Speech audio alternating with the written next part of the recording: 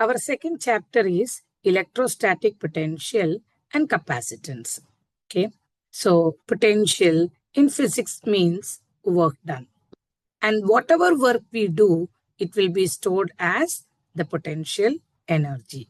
You have learned about gravitational potential energy, that in order to lift any object, you need to do the work which is mgh, and this will be stored as the potential energy in the system. Similarly, potential energy due to a point charge. Okay, I place a positive Q here. I place a positive Q here, and I need to see what is the total work done to bring a unit positive charge till P from infinity. I always bring the charge from infinity. Okay, so I need to bring the charge till P, which is at R distance from Q.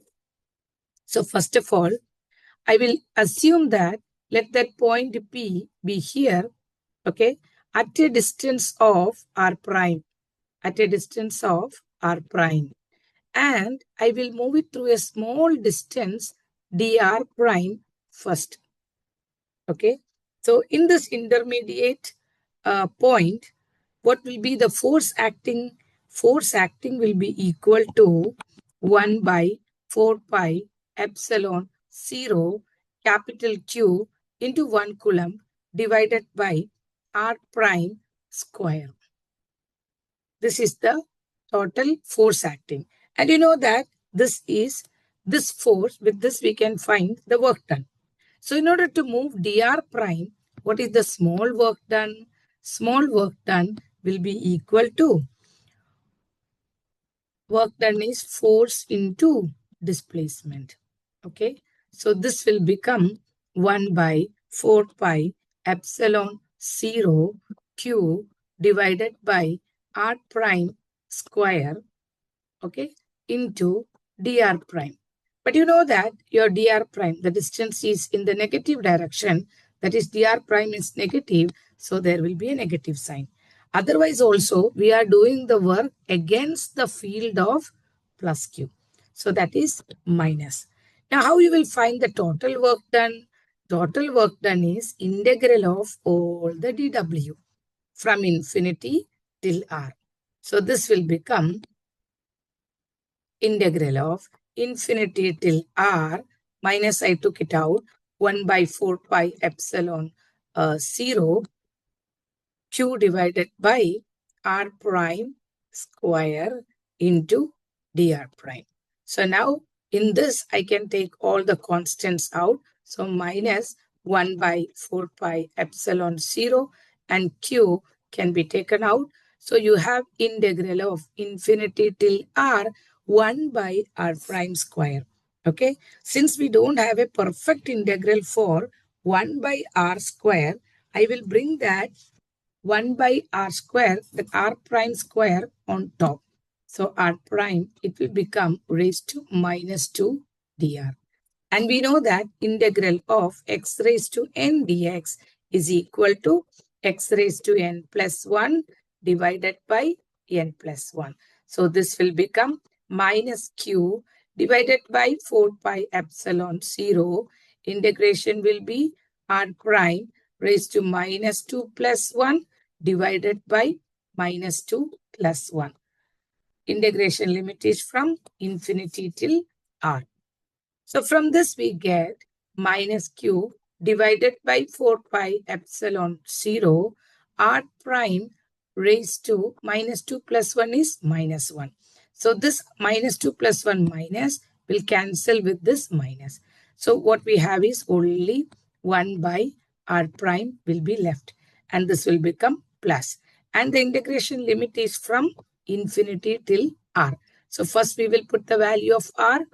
So it will be 1 by 4 pi epsilon 0 q divided by r prime will take the value of r, minus of 1 by 4 pi epsilon 0 q divided by infinity will come. So that term will get cancelled. So what is the total potential due to a point charge is 1 by 4 pi epsilon 0 q divided by r. And since electric potential is a scalar quantity, you know that it's a scalar quantity, work is a scalar quantity, so definitely we need not find the direction for it. Now, if you are plotting the graph with E and potential, okay, electric field or potential graph, you know that E is inversely proportional to R square. So ensure that E is having more slope, whereas our potential is inversely proportional to only R. So the slope will be less than electric field.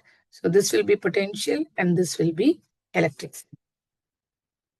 Now, this is the first derivation in the chapter, that is potential due to a point charge.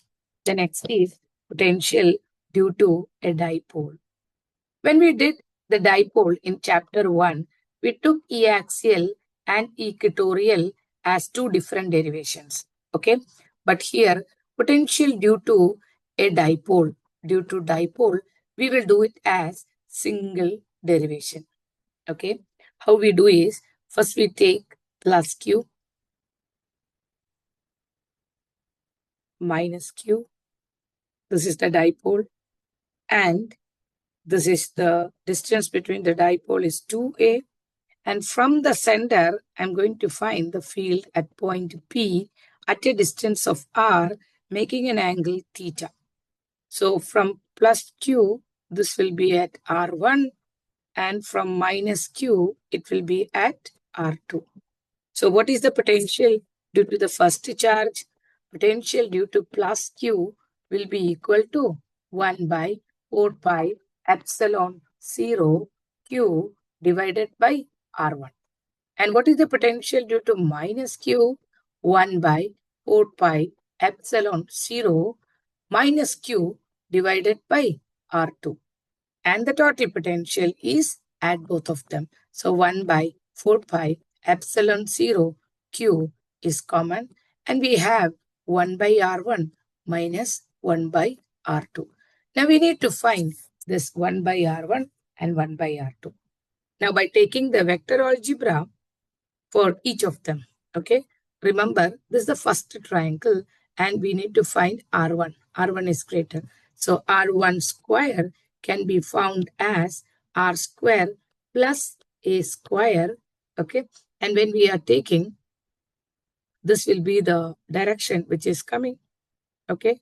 So this will be the direction which is coming, which is against the dipole moment. So there will be a minus 2a r cos theta. And if it is r2 square is greater here, and it will be along the direction of the dipole moment. It will be along the direction of the dipole moment. So you will get this as r square plus a square plus 2ar cos theta. This is the resultant of two vectors, parallelogram law method. Now we will go for any one, and we will write similarly. So remember the mathematical step. First, we will take r square out. So it will become 1 plus a square by r square minus 2a, 1 r get cancelled, cos theta divided by r. Second mathematical step is r is taken much, much greater than a. So the second step, the second term will get cancelled. So r1 square is equal to r square into 1 minus 2a cos theta divided by r. I don't want r1 square. I need r1. So we take the square root. So r1 is equal to r into 1 minus 2a cos theta divided by r whole raised to 1 by 2. And again, in our equation, I don't want r1. I need 1 by r1. So 1 by r1 is written as 1 by r into 1 minus 2a cos theta divided by r raised to minus half. Now, when we apply the binomial expansion is 1 plus x, the whole raised to n will go to 1 plus nx plus n into n minus factorial, etc. That means the power has multiplied with the second term. So when we take that, minus into minus will get cancelled. So 1 by R1 will become 1 by R into 1 minus, minus minus cancel. So plus 2 and 2 get cancelled. So you will get only A cos theta divided by R. Expanding this, you will get it as 1 by R plus A cos theta divided by R square. This is 1 by R1. So what will be 1 by R2? There was only a difference in the minus sign. So this will become 1 by R minus A cos theta divided by R square. Now we will put it in our final expression of potential, that is Q divided by 4 pi epsilon 0. We will substitute for R1 and R2. I mean 1 by R1 and 1 by R2. What is the total potential? Total potential is equal to Q divided by 4 pi epsilon 0. What is 1 by R1? 1 by R plus A cos theta divided by R square minus 1 by R, minus into minus plus. So it will be plus A cos theta divided by R. So we can cancel 1 by R and 1 by R. So we will get it as 2 times A cos theta divided by R. So Q divided by 4 pi epsilon 0 into 2 times A cos theta divided by R square. So we all know that Q2A is P. So what is the potential? P cos theta divided by 4 pi epsilon 0 R square. Now remember that when theta is equal to 0 or pi, okay, then that is the axial field. So axial field will become field. Axial potential will become cos of 0 is 1, cos of pi is minus 1. So plus or minus P divided by 4 pi epsilon 0 R square.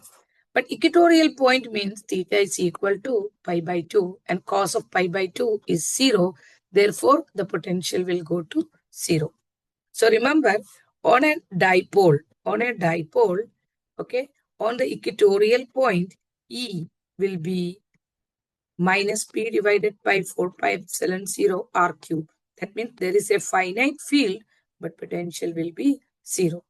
So always remember that there can be situation like field will be there, but potential will go to 0. This is the two derivation of the second chapter, first two derivations.